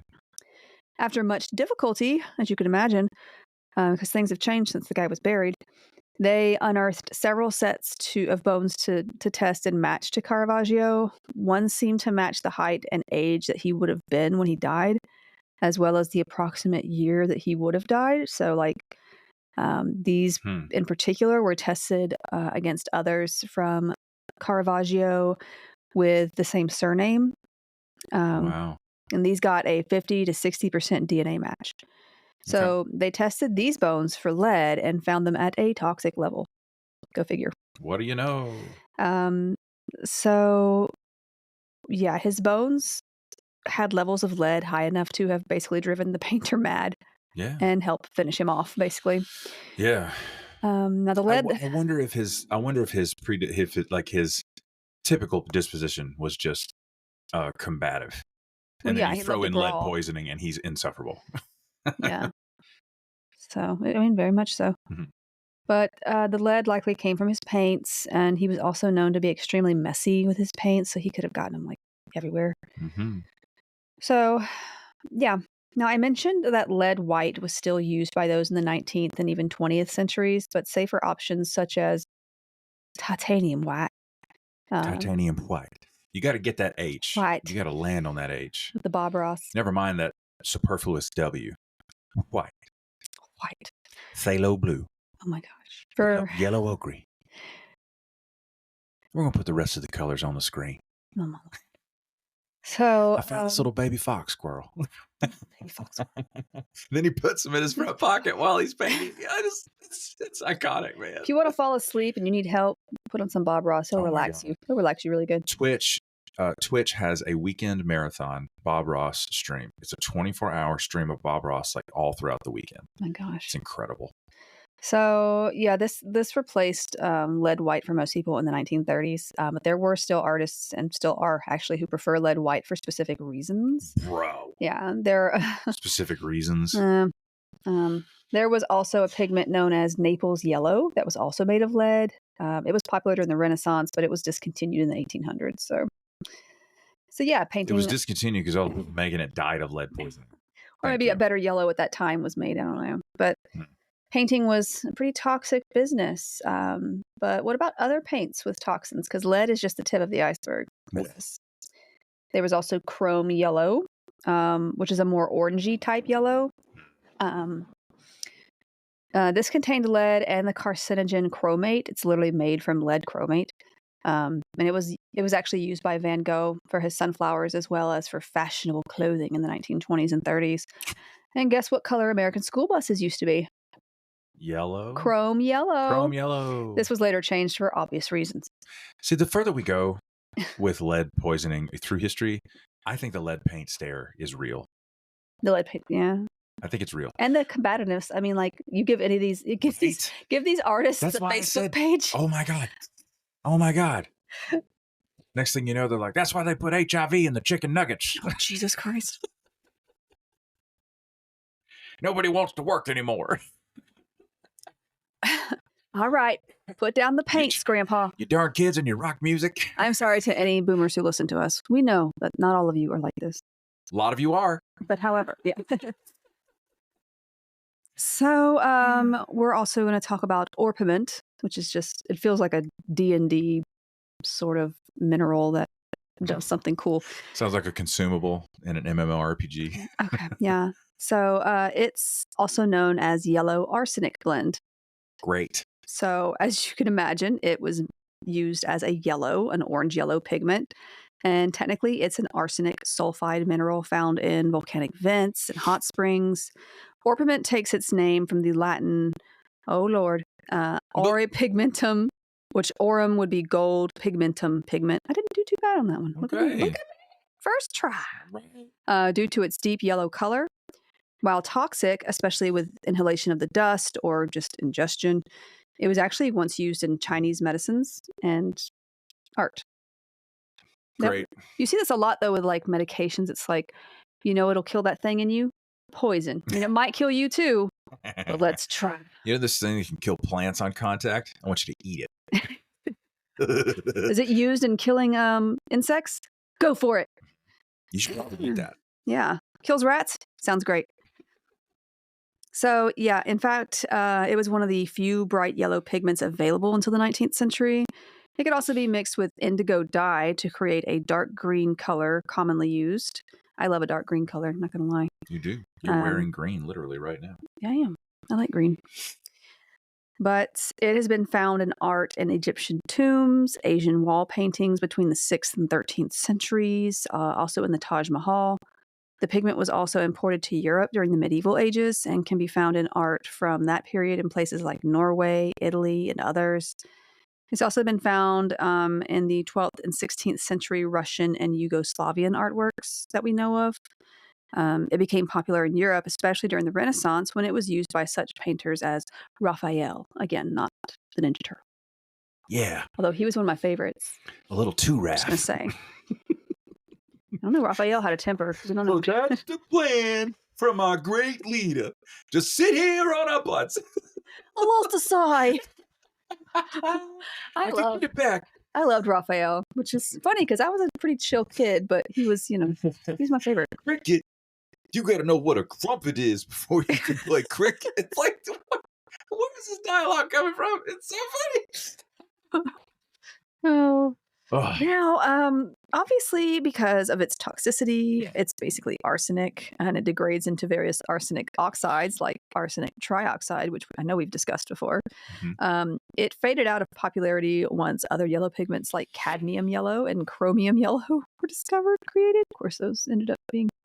Anyway, one recent development with orpiment, though, has been... It was used as bookends. Also, and in 2023, the UK Office for Product Safety and Standards actually recalled 40 pieces that were sold by... We have TJ Maxx here. They have TK Maxx.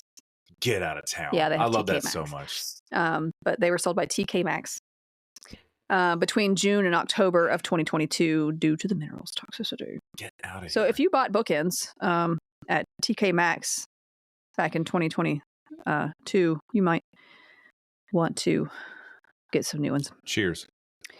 Now, realgar, I think I'm saying that right, is a similar mineral and pigment. It also contains arsenic oxides, and it was used for its red-orange color. Ancient Greeks and Spaniards knew this one was poisonous, and the latter actually used it as a pesticide for rats. So, but, hey, paint. So, vermilion, that's a fun one. This was, and actually is, a popular red pigment. It was made using cinnabar, which is a form of mercury sulfide. It was used in art as far back as 8,000 to 7,000 BC. The Romans were especially fond of this one, using it in frescoes and decorating statues, and as well as in cosmetics like rouge and lipsticks. So you're basically just putting mercury on your face. Awesome. Another metal used to get red was cadmium. It was discovered by German chemists in 1817 and gave artists such colors as vibrant yellows, oranges, and reds. Now, exposure to cadmium is known to be toxic and is linked to an increased risk for cancer, as well as a number of kidney and liver afflictions. Inhalation can also cause a whole bunch of respiratory problems, as well as a flu-like condition known as the cadmium blues. Well, that's one way to say that. Yeah. I always think of all the nickel cadmium rechargeable batteries I had as a kid for toys and stuff. That was my first encounter with the element cadmium. I had a cousin, and he was crazy. I'm just going to say it. And he still kind of is. Mm-hmm. And he used to take batteries, and he would take the wrapping off the batteries, and he would flip the little top part up, and he would pretend they were grenades that you had to push down and throw. I think we both just discovered something at the exact same time. No lie. He was super into horror movies, taking things apart, starting fires. I thought he was going to be a serial killer. Yeah, I did for a long time. Today, I won't say anything about him today. We don't talk, but Does he live across the country? That one? no. Oh, lives here. Yeah, he lives here. Okay. Many of the famous modern painters, including Claude Monet, Max Ernst, and Henri Matisse, also they made extensive use of cadmium paints in their works. Now, Prussian blue. I had to add this one Yes. in. Mainly, I know Bob Ross has used that one. Has he used cadmium yellow? I feel like he's had cadmium yellow on the screen, but it's not. It doesn't contain cadmium. I don't think. Not back in the 80s. Every time I think of cadmium, I think of the Cadbury bunnies. Oh my god, what a strange association. It's the cad. Anyway, you cad. I just want to mention this one though. This one is actually not toxic, although it sounds like it should be because it's made with cyanide. It sounds really toxic, but these cyanide groups are actually bound to iron, and this makes this substance non-toxic. Chemistry. You actually may have heard us mention this one when discussing heavy metal poisonings because it's been used to treat heavy metal poisonings. It actually binds to heavy metals and can kind of help you get rid of such from your body. But yeah, chemistry's cool. So I wanted to mention that one because Prussian blue made with cyanide. Need to mention it. It's actually not toxic because of the way it's made. Interesting. So, but now I want to get to one that most poison connoisseurs will know. This one is Scheele's green. Scheele's green. Scheele's green, sorry. Quick shout out to our listener who actually sent me that birthday card. Thank you. Referencing this one. Scheele's green. Yeah, that's a birthday card from Shay. Yeah. She made you a custom birthday card. So sweet. Yeah. But this particular pigment was invented in 1778 by Swedish chemist Carl Wilhelm Scheele. Actually, kind of by accident. Now, as the name suggests, it's an artificial shade of green, and it's very popular in the 19th century. It was made by heating sodium carbonate and adding arsenious oxide and mixing it well before adding copper sulfate to this particular solution. You said the word well, mixing it well. Well, he had made a pigment before. This one was a bright yellow made with chlorine and oxygen named Turner's yellow. Apparently a man by the surname of Turner stole that patent. Naughty. But Scheele was quite happy to have contributed a new color under his own name. He did, however, worry that the arsenic in it might cause a problem. And he wrote these concerns to a friend, and the friend responded with, "What's a little arsenic when you've got a great new color to sell?" That's my favorite. Thanks, friend. Thanks. And it was a nice color. It was a very vibrant green. It looked great as like fake foliage or like on walls. It was used in a lot of wallpapers, many of which were designed by a dude named William Morris. It also made its way into fashion. Many women actually coveted this color for dresses. It was also used for waistcoats, shoes, gloves, socks, trousers. Oh, and children's toys as well. You know, children who like to put things in their mouth and lick things. Let's get the kids in here. What are you talking about? And most of these, I have to mention, most of these colors that I'm talking about in this episode were actually used as dyes and put in sweets too. So there's that. Now, this green pigment was laid on as a dye, but often faded or degraded easily. These dyes were toxic and resulted in the ulceration and discoloration of skin for those exposed. Those wearing such garments or living in spaces with the dye in the wallpaper often reported such symptoms as rashes, respiratory problems, cramps, lightheadedness, fainting, vomiting, and if exposed chronically, organ failure and death. So that dress is to die for. Like, it's literally like seeping into your skin. Anyway, I can't. Children in rooms lined with green wallpaper were often described as, quote unquote, wasting away. In the mid-1800s, there was a case in London of 4 children licking arsenic green wallpaper and dying only hours later. Good grief. Those who removed the wallpaper and clothing from their homes and bodies, I guess, reported feeling better.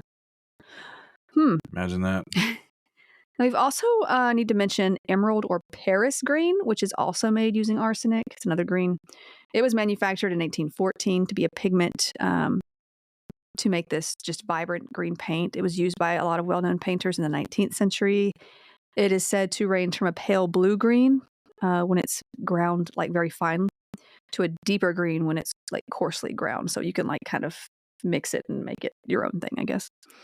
Now you can see this color in Monet's paintings as well as in some of Vincent Van Gogh's. A Sunday on Le Grand Jatte by George Seurat also features this color. You can see it in the grass. It gets its name from having been used to kill rats in a Parisian sewer. So that should tell you something about its toxicity. It was also used in spraying for malarial mosquitoes and agricultural pests. Oh, and in bookbinding. Great. Thanks. Perfect. Awesome. Also, dresses were seriously flammable back in the day. Just to say, just to mention that, it's estimated that around 3,000 crinoline-fired deaths occurred between 1850 and 1860. Crinoline being like the fabric that these dresses are made from. Like a candle could accidentally catch fire to this dress, and like even like though you're putting out the fire, the burns could kill the person. Like a lot of women died just from these dresses. That's terrible. Florence Nightingale, who I have mixed feelings about, estimated that at least 630 women died from their clothes catching fire in 1863 to 1864. So Florence Nightingale she's got some problematic history as well. So now they were also heavy, and if you fell into a body of water, you would drown because you just couldn't get back to the surface. It literally just pulled you under. It was so heavy. Like the fabric would get wet. It would suck in all that water, and you couldn't get back to the surface. People drowned too. Yeah. Let's not forget that arsenic was used in skincare and makeup as well at the time, as were lead and mercury. Women would often eat those arsenic wafers or use arsenic toners to whiten the complexion. This would have caused all sorts of skin problems, as well as acute and chronic arsenic poisoning. They also used belladonna drops for their eyes to dilate the pupils. So, I mean, beauty will kill you, I guess. Now, lead-based makeup was all the rage, even for the ancient Sumerians who mixed it with crushed red rock and used it as a lipstick. It was also used during the heights of the Egyptian and Roman periods. English nobles in the 16th to 18th centuries loved their Venetian ceruse, which was made using lead. He has his own barouche. And Queen Elizabeth I was another fan. She's the one that had the super, super white, like Queen of Hearts looking skin. Yes. Yeah. Was it her that was so short, like shockingly No, that's short? Victoria. Oh, okay. That's Victoria. She has her own issues, and I'm not going to tell them here because it would take me forever. But I've gone into some of the dark history behind some of these people. So, yeah, as were women. Women in Japan and in the 17th century also loved this stuff. It was commonly used for correcting blemishes such as smallpox scars, which were kind of big back in the day because smallpox was ravaging the population. Also lightening the skin to a pale complexion, which was considered the beauty standard back in the day. Also, screw beauty standards. Live your life. If you want to dress your way, dress your way. Who cares what anybody else thinks? Mm-hmm. If you want to wear whatever makeup you want, you're gorgeous. Mercury-laden hats. Let's talk about that for a minute. Okay. Speaking of poisonous fashion, let's talk hats. Hat making or being a milliner, I'm immediately thinking of the Mad Hatter. Of course you are. Yes. This was honestly a dangerous job back in the day due to mercury exposure. Obviously, many of you have heard the phrase "mad as a hatter." You've known the Mad Hatter from Alice in Wonderland by Lewis Carroll. You might want to keep your eyes on the Jabberwocky. This character was actually inspired by Theophilus Carter, who was more of an eccentric Oxford tradesman. He actually wasn't a hat maker, but he had a bit of eccentricity about him. So there was this process known as felting or carroting, in which animal hairs or fur were removed from the hide and exposed to heat, moisture, and like pressure to cause them to mat together into felt. Now this was done in the making of men's and women's hats. Before the 17th century, the skin and hair were separated using urine. Yeah. you're in trouble now. Now, French hat makers discovered that mercury, and the only reason they found this out was because they were using urine from hat workers who had consumed mercury chloride to treat syphilis. Okay. Perfect. And then later used like mercuric salts, such as mercuric nitrate. Now, they found that this whole mercury process just made the hair softer and made felting easier. So they went from like using urine and then urine from people taking in mercury to just straight mercury because apparently it made the process better. So, fun fact, the job I had when I was in undergrad, it was a student job. It's like a student assistant job at the media services place at the state university I was at. And they would always talk about the budget, and there would be what they called year-end money. But when you say it fast, it sounds like urine money. Urine money. We got any more of that urine Like money? the director of the department, she'd always be like, yeah, we're trying to figure out what to do with all the urine money. Look, I'm going to tell you right now, though, on a sort of related note, if you touch cash, wash your hands. Ooh. People be touching, that stuff goes from hand to hand. People don't wash their hands. Wash your hands if you touch cash. It's dirty. It's disgusting. Anyway, I'm done. Kevin, you're such a disease. Exactly. Start calling my money Kevin. How many Kevins do you need? It's all about the Kevin. So anyway, yeah, by the end of the 17th century, this process had spread to England as well. Now, as we know from previous episodes, and well, we should just kind of all know this, that mercury, especially methyl mercury, is toxic, and inhaling the vapors during the heating process or ingestion via putting like mercury-laden materials in your mouth, like the Radium Girls did with their dial paintbrushes, you know? Just, I mean, they is that actual footage? maybe from the milliners. I feel like the painters with the dials were more like the mlims you'd find from like mlims. I love that term. Mlims. Still, that this caused illness and death in some chronically exposed. If this was your job, then you were chronically exposed. This illness came to be known as Mad Hatter's disease or erethism. Now, this is a neurological disorder obviously affecting the whole central nervous system, and it's caused by mercury poisoning. Symptoms of erethism or Mad Hatter's disease would include behavioral changes such as irritability, low self-confidence, vivid dreams, depression, suicidal ideation, apathy, shyness, and timidity, and in some extreme cases with prolonged exposure to mercury vapors, delirium, hallucinations, personality changes, and memory loss. Now, with continuing exposure, a fine tremor tends to develop, initially involving like the hands, and then it later spreads to the eyelids, the lips, the tongue, and this ends up causing violent muscular spasms, like in the most severe cases. The tremor is reflected in the handwriting, which has a characteristic appearance. In milder cases, erethism and tremor regress slowly over a period of years following the removal from exposure. But like I said, if you're working on these hats, this is your job, you're probably going to be chronically exposed. People with erethism often have difficulty with social interactions.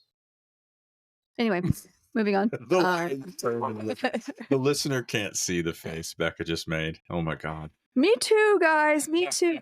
Associated physical. Oh my God, am I poisoned? I don't make hats. I don't even wear hats. But you were much, yeah. Associated physical problems may include a decrease in physical strength, headaches, general pain and tremors, as well as an irregular heartbeat. So you on a Monday. You're not wrong. Yes. Anyway. Somebody in the comments recently, they said it's been like a week of Mondays. It's been bad. Like last Monday was like 3 days long. That's what it felt like. Ugh. Now, while this isn't too common today, there are some jobs that still put employees at risk for mercury exposure, including mining, fluorescent light bulb factories, and some construction jobs. Mm-hmm. In 1898, legislation was passed in France to protect hat makers from the risks of mercury exposure. By the 20th century, mercury poisoning amongst British hatters had become pretty much a rarity. Now, in the U.S., the mercury-based process continued to be adopted until as late as 1941, and it was abandoned only because, like, the war effort needed mercury in the manufacture of detonators, like the heavy. They needed more heavy metals. They needed the mercury. So That's an interesting pivot. So for a lot of that We time, don't want you to be killed by mercury. So what we're going to do is take all that mercury and we'll put it in some bombs that are going to kill other people that we don't care about. there you go. How's that sound? So yeah. So for a lot of this time, still in the 20th century, like mercury poison was still pretty common in the U.S. Hat making industries, especially, including those located in Danbury, Connecticut, which actually gave rise to the expression "the Danbury Shakes." Get out of town. Get out of town. Yeah. Mother of the bride and the booby. You know, if you and I were the same person, if we were just rolled into a single person, we would have Tourette's. Maybe. Yeah. I can see it. Compulsive shouting You of couldn't movie handle. quotes. You couldn't handle that part of me in your movie brain. quotes, memes, echolalia, and a partridge in a pear tree. Have you It ever would be hilarious. you ever seen that meme where it's like a demon tries to possess this person that has like anxiety and depression, and they get in there and they're like, "Oh my god," and the person's like, "Right." I know it. It's great. But yeah, in See you later. I warned you. Now, in 1860, at a time when the hat making industry in New Jersey towns, and you're going to recognize some of these, such as Newark, Orange, and Bloomfield. Now, I know we've heard some of those when we talked about radium. Was basically growing quite a bit. This physician from Orange called J. Addison Freeman published an article titled Mercurial Disease Among Hatters in the Transactions of the Medical Society of New Jersey. Now, he gave a clinical account of the effects of chronic mercury poisoning among the workforce, including that, and this is a quote from him, "A proper regard from the health of this class of citizens demands that mercury should not be used so extensively in the manufacture of hats, and that if its use is essential, that the hat finisher's room should be large with a high ceiling and well ventilated." Of course, no one would change things or pay attention to him. Later in 1878, there was an inspection of 25 firms around Newark conducted by Dr. L. Dennis on behalf of the Essex County Medical Society. And this revealed mercurial disease in 25% of the 1,589 hatters. And this figure was actually considered to be kind of an underestimated figure, given the workers' fear of being fired if they admitted to being diseased. Like they didn't want to face punitive, things. So Dennis did recommend the use of fans in the workplace, but then he also tried to attribute the hatters' health problems to excessive alcohol use, which kind of made the stigma of drunkenness in a mainly immigrant workforce worse. So thanks for that. I'm guessing he's seeing the tremors and he's trying to blame it on alcohol, but in reality, it's due to the mercury. So now, by 1934, the U.S. Public Health Service estimated that 80% of American felt makers had mercurial tremors. Nevertheless, trade union campaigns led by the U.S. Hat Finishers Association, which I am a member, which originally formed in 1854, mind you. Yes, I was there. They never addressed the issue, so no relevant legislation was ever adopted in the U.S. like it had been elsewhere. It was actually, like I said earlier, the need for mercury in the war that eventually ended the use of mercuric nitrate in U.S. hat making. I just love that so much. That's how we got rid of it. And in 1941, there was a meeting between the U.S. Public Health Service and manufacturers where the latter finally agreed to start using an alternative process using hydrogen peroxide. Okay, I have just a little more to discuss. We're almost done, I promise. Okay. Uranium orange or uranium yellow? Uranium? Yeah. Why not just plutonium? Let's just do it. Let's do this. Full send. Chug, chug, chug. I mean, you couldn't sound too much more toxic, I know. Apparently, uranium was used in ceramics for like centuries as it was abundant and it made a pretty good glaze. It's been found in ancient pottery. Radioactive uranium compounds such as uranium oxide and sodium uranate were once used to... You were 12. Urinate. Were once used to achieve the colors orange, red, green, yellow, and black to like these ceramic glazes. I too get salty if I don't urinate. I'm gonna move on. That's actually kind of funny because of the sodium. Yeah. All the nephrologists out there are like, see, this is why I married you. and all the Get it. All the cardiologists out there are like, Shout out to Dr. Glockenflecken I love on him so social much. media. He does the best videos. He about does. different medical specialties talking trash to each other. One of them would just be walking around with a Morton salt. Mm-hmm. Like, that's nephrology. Yeah. It's great. Now, in the early to mid 1900s, vibrant colors of orange, yellow, red, green, blue, black, mauve, these were actually produced, and some 25% of all houses and apartments constructed during that period, this is around 1920 to 1940, used bathroom or kitchen tiles that had been glazed with uranium. And you could actually detect these now with a Geiger counter, detects the beta radiation that's emitted by the uranium's decay. Ugh. So, now the use of uranium for household decor, cookware in China actually came to an end for a while, also during World War II, because the Manhattan Project needed the uranium. Because of course they did. I watched Oppenheimer a couple months ago. It was a wild ride. He was a conflicted man in the end, I'm sure. Very. I imagine it was probably hard to be him. Mm-hmm. And anyway. they literally the most interesting part as far as the science goes, they had to answer the question of, if we detonate this bomb, will it ignite the atmosphere and then cause an unstoppable cascade of ignition in the literal atmosphere of the Earth? But then even then, like with what it did, like living with that later. It's a different. Anyway. Yeah. Crazy stuff. Now making it like the manufacturing of it actually resumed in 1959 until like the 1970s. So it came back for a little bit. Mm-hmm. In 1987, it's known that there were no American manufacturers using uranium in dinnerware. So that's nice. Way to go, guys. So yeah, there are quite a few collectors out there, however, that like to collect these sorts of things. You can probably find them in like different like shops. What are they called? Antique shops. Mm-hmm. You know, usually they're behind glass too. Or you could take your own Geiger counter and just go see if any of them sitting out, because not everybody tests these things. That sounds like a fun date, to be quite honest. Yeah, it could be. Not everybody knows what they have in those antique shops. They just put them on the counter. Anyone who's a good antique store owner, though, I would think would be looking for these kinds of things, knowing that people collect them. But anyway, some people do collect these things. They glow sometimes. You can kind of measure. You can measure the beta. The beta radiation coming off of them.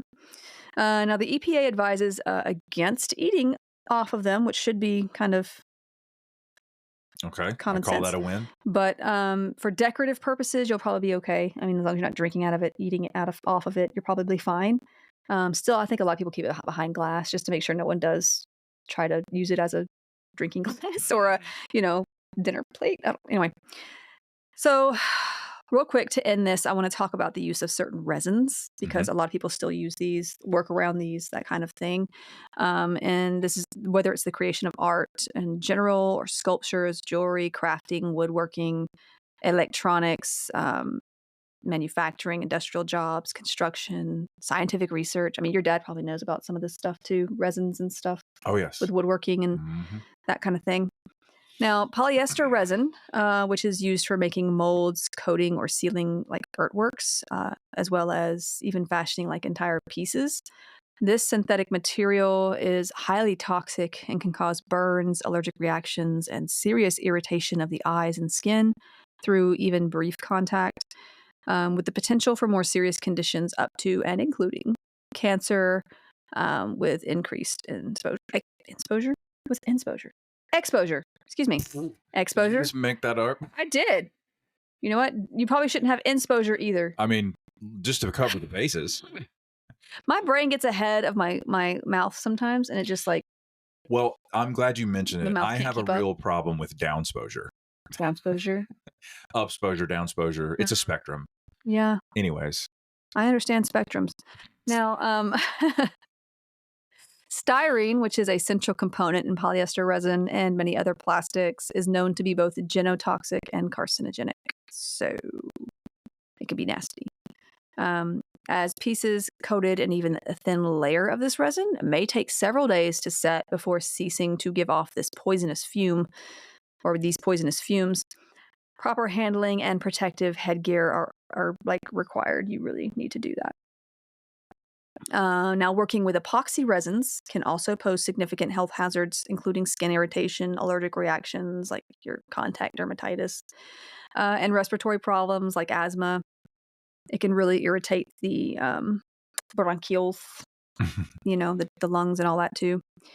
Now, it really requires appropriate protective measures as well. Some people actually develop asthma from the curing agents with symptoms including chest tightness, shortness of breath, wheezing, and coughing. Even the dust from sanding or grinding hardened epoxy can trigger asthma attacks. So, okay. When dealing with these substances, there should be adequate ventilation, eye protection, gloves, respiratory protection, such as like respirators. Basically, just don't go in there acting like, I'm only in here for a minute, I'm just doing one thing. Like, you should really take care of yourself.